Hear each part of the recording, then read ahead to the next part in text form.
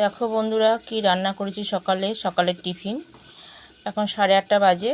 একটু ডালিয়া করেছি, সব সবজি দিয়ে ডালিয়া, একটু মুগ ডাল দিয়ে, একটু নুন হলুদ জল দিয়ে একটু প্রেসারে সিটি দিয়ে নিলাম।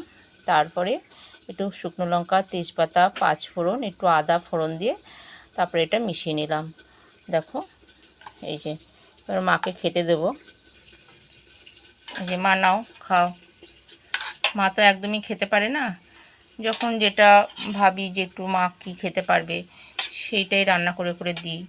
আর এদিকে একটু আম কেটে নিয়েছি, আমের সিজন, শশা, প্রচুর আম। আমার এখানে আম কিনতে হয় না, এ ও সে শুধু আমই দিয়ে যাচ্ছে। যে মা, এই যে বাবা খেতেই পারে না, বলছি খাও আস্তে আস্তে অল্প অল্প করে খাও।